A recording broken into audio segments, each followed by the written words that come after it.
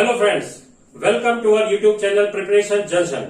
तो जैसा कि अभी तक आपने जो भी वीडियोस हमारी देखी हैं वो सारी पीपीटी बेसिस पे थी विदाउट फेसिंग, लेकिन अब हम जो वीडियो बनाने जा रहे हैं वो फेस के साथ होगी, क्योंकि बिना फेस के ना आपको पढ़ने में मजा आ रहा था और ना हमको पढ़ाने में मजा आ रहा था।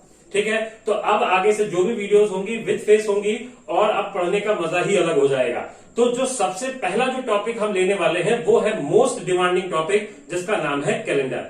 ये हर बच्चे की दिक्कत है, हर बच्चा की टॉपिक ढूंढ रहा है, हर बच्चा ये पढ़ना चाहता है, इसीलिए मैंने इसको पहले उठाने की सोचा हुआ है और इसको हम A to Z पढ़ाएंगे। लगभग हर एग्जाम में पूछा जाता है ये, और ये आपके लिए मोस्ट इंपॉर्टेंट भी है। तो हम शुरू करते हैं। जो हमारा आज का टॉपिक है वो है कैलेंडर।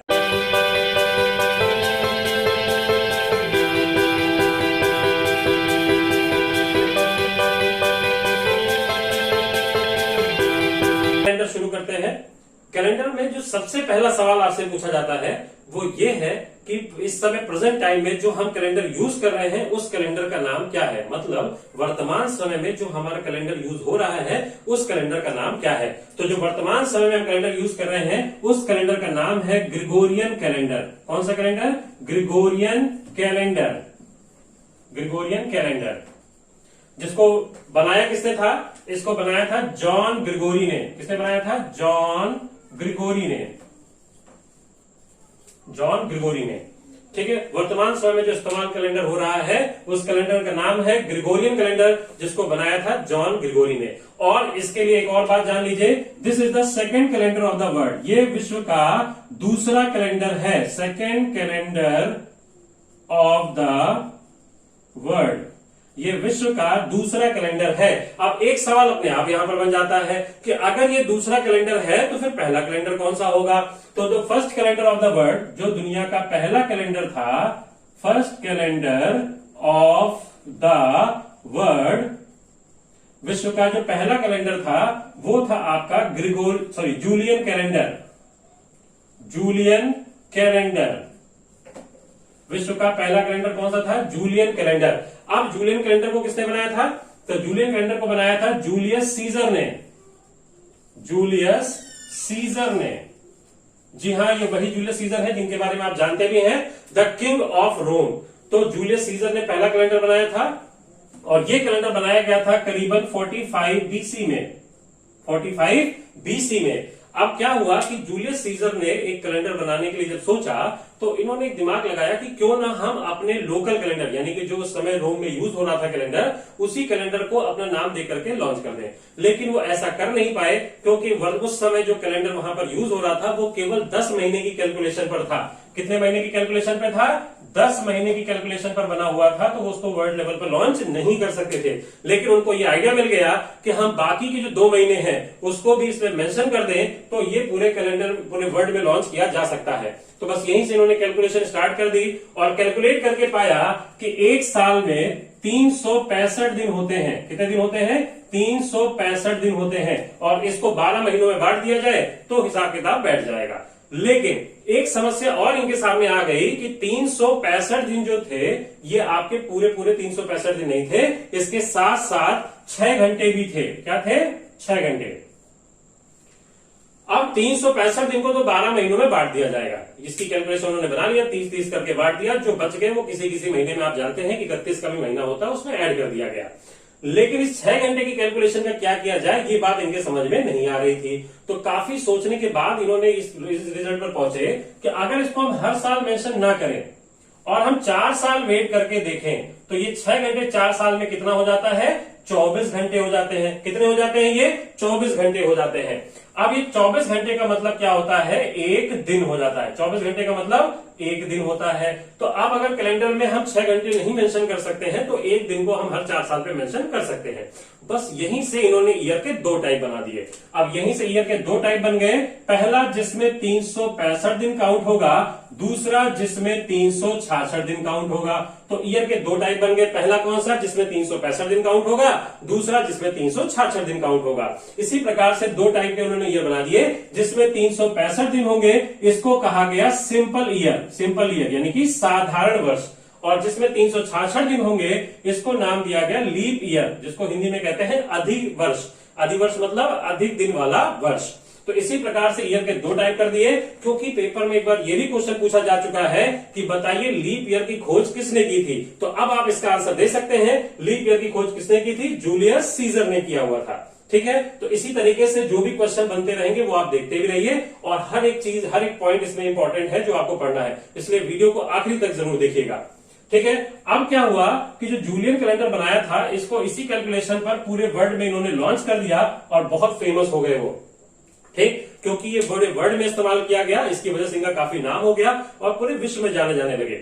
अब समस्या क्या हुआ, धीरे धीरे क्या हुआ कि जैसे जैसे ये दिन बीतते गए 1500 एडी आ गया, 1500 एडी आ गया। एडी मतलब एनो डोमिनी या आफ्टर डेथ भी कह सकते हैं, ईसा मसीह के बाद।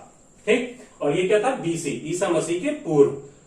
ठीक है, 1500 एडी आते आते क्या हुआ कि जो जूलियन कैलेंडर था इसमें एरर शुरू हो गई। एरर मतलब कोई भी कैलकुलेशन जो कैलेंडर की बेसिस पे किया जा रहा था वो सब मिसमैच होने लगा, कोई भी कैलकुलेशन सही नहीं बैठ रही थी। जैसे मौसम विभाग का अनुमान हो गया, या ऐसे बहुत सारी कैलकुलेशन है जो कैलेंडर की बेसिस पे किया जाता है। अब जब हर देश में दिक्कत शुरू हो गई तो सभी देश वालों ने मिल करके ये कंप्लेन रोम में कर दी। अब रोम में क्यों किया गया, क्योंकि जो जूलियन कैलेंडर था ये रोम का कैलेंडर था। कहां पे बनाया गया था, ये रोम का, क्योंकि जूलियस सीजर कहां के किंग थे, रोम के किंग थे। ठीक है, अब वहां पर जूलियस सीजर तो बैठे नहीं है इसको ठीक करने के लिए, वहां पर गवर्नमेंट रूल लागू हो चुका था। तो गवर्नमेंट ने फटाफट एक कमेटी बना ली। कमेटी का काम क्या था कि कैलकुलेशन को चेक किया जाए कि कहां से ये एरर आ रही है और इसको कैसे ठीक किया जाए। लेकिन कमेटी किसी भी रिजल्ट पर नहीं पहुंच पा रही थी। तब तक रोम के ही पर्सन थे जिनका नाम था जॉन ग्रिगोरी। क्या नाम था इनका, जॉन ग्रिगोरी। इनको जब इस बात का पता चला तो ये कमेटी के मेंबर नहीं थे, ये पोप थे। कौन थे ये, पोप।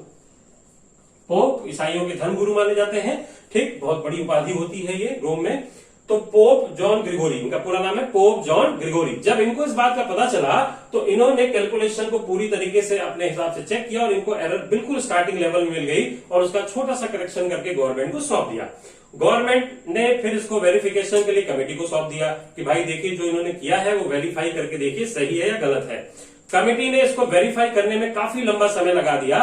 तब तक ग्रिगोरी साहब हमारे, इनका निधन हो चुका था। इनका निधन हो गया और बाद में जब रियलाइज हुआ कि इन्होंने जो कार्य किया है वो बिल्कुल सही है और कैलकुलेशन इनकी एकदम एग्जैक्ट आ रही है, कैलेंडर बिल्कुल राइट टाइम हो चुका है, तो इनको श्रद्धांजलि देने के लिए, ट्रिब्यूट देने के लिए जिस कैलेंडर को हम जूलियन कैलेंडर के नाम से जानते थे उसका नाम चेंज करके क्या रख दिया गया, ग्रिगोरियन कैलेंडर। क्या नाम रख दिया गया, ग्रिगोरियन कैलेंडर। और तब से लेकर के आज तक इस कैलेंडर को ग्रिगोरियन कैलेंडर के नाम से जाना जाता है। और ये कैलेंडर बना था 1582 एडी में।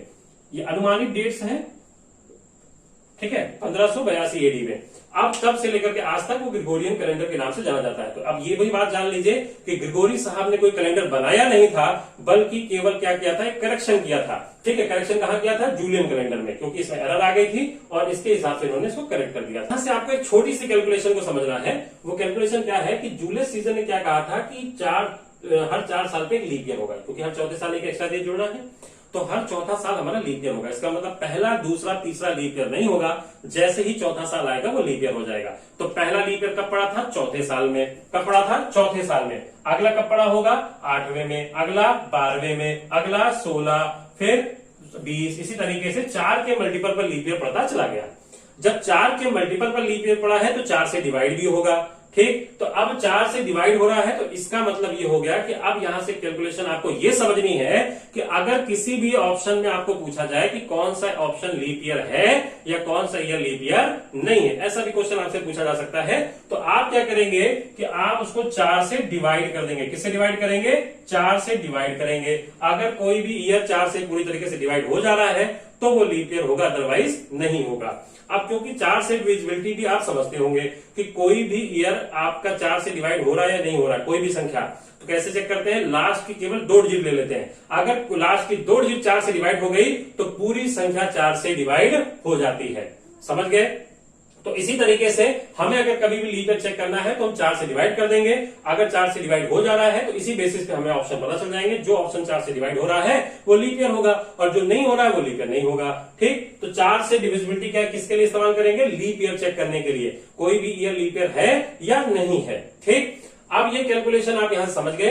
अब बात आती है कि ग्रिगोरी साहब ने क्या कहा कि क्या एरर इन्होंने पाई और उस एरर का क्या इन्होंने करेक्शन किया, ये हम जानेंगे अब। तो सबसे पहले तो हम एरर जान लेते हैं कि एरर कहां पे थी।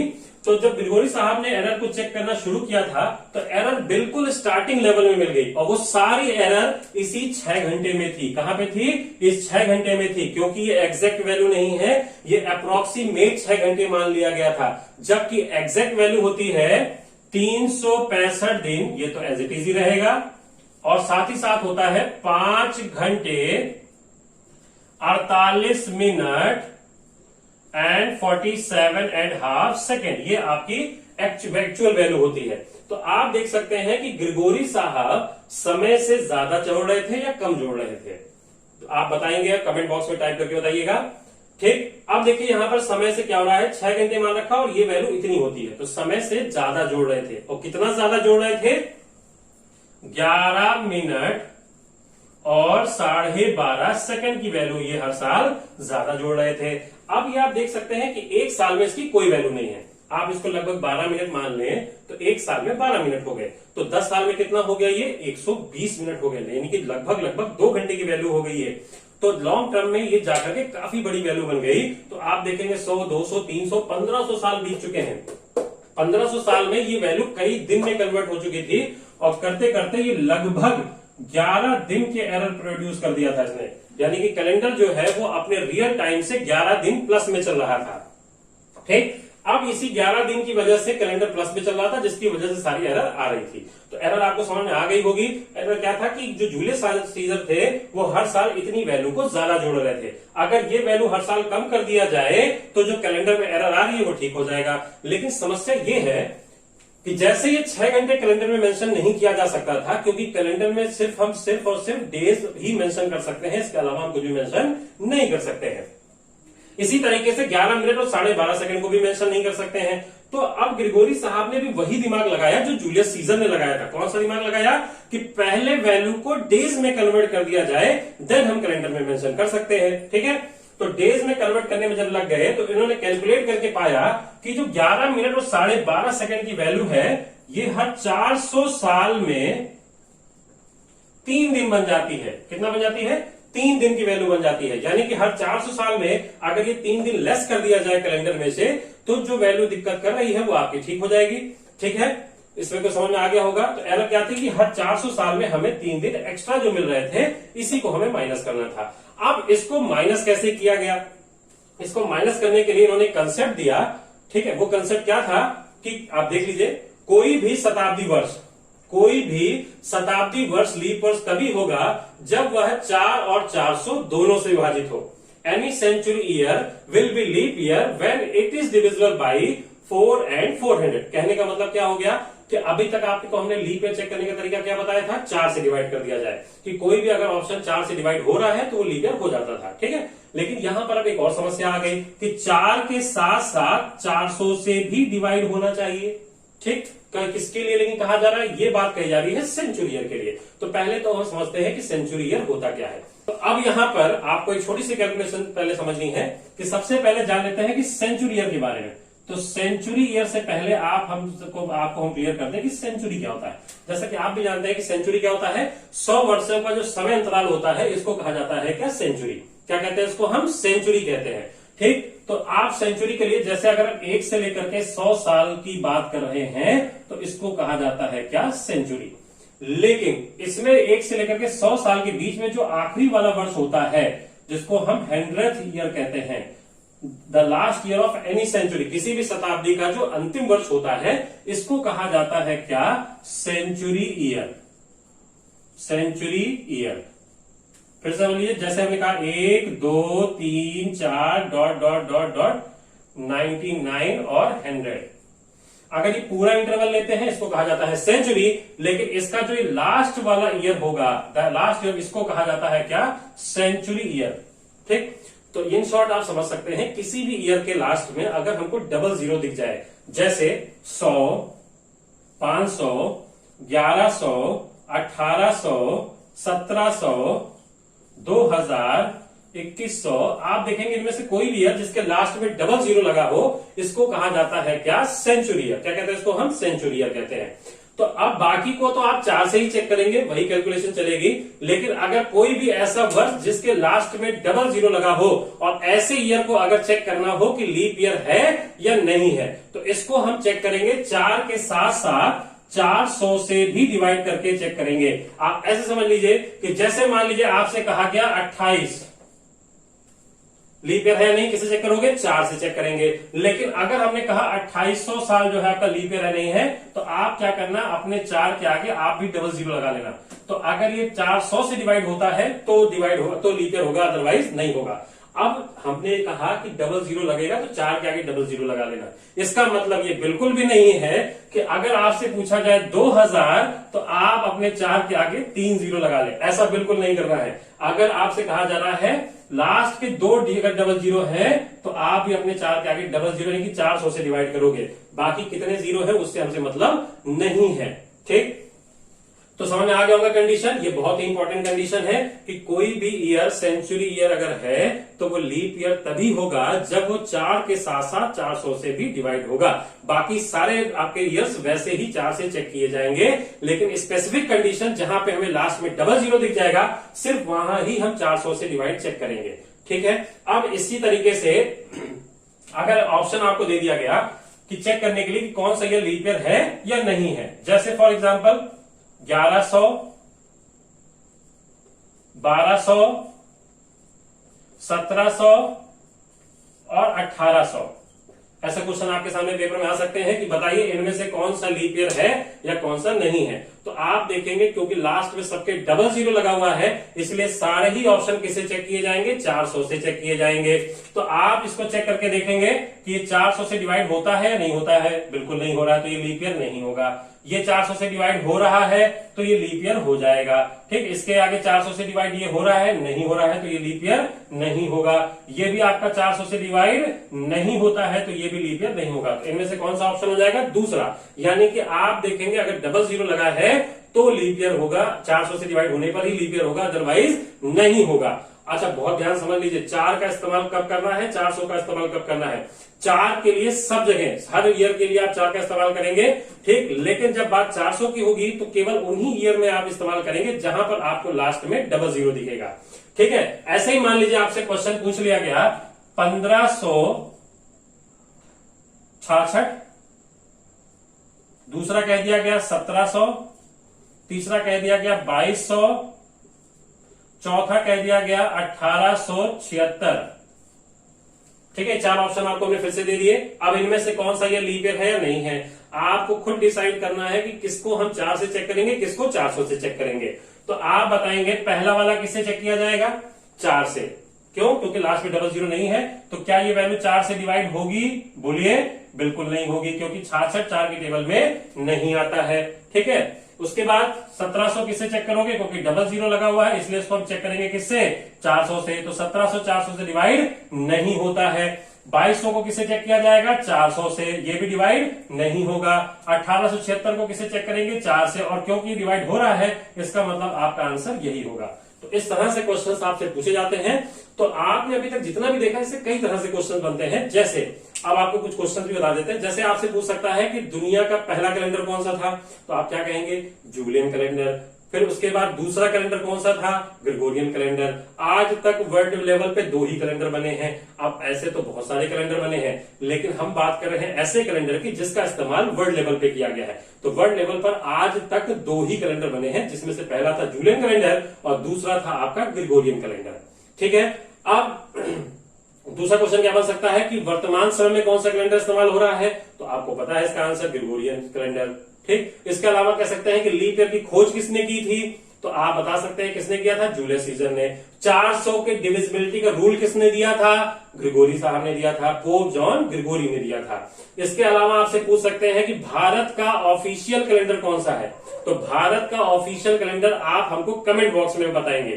ठीक है, उसके बाद अब आगे जब हम बढ़ते हैं तो अब इस कैलेंडर में बहुत सारी चीजें अभी बाकी हैं। जैसे आपसे अभी आगे चेक करना है कि कोई डेट का दिन निकालने को दिया जा सकता है, या एक डेट आपको दे करके दूसरी डेट का दिन निकालने को कहा जा सकता है, या फिर कैलेंडर के रिपीटिशन की बात की जा सकती है। ऐसे बहुत सारे टाइप के क्वेश्चन बनते हैं, ये हम जानेंगे अपने अगले वीडियो में। तब तक कि आप देखते रहिए हमारा चैनल प्रिपरेशन जंक्शन।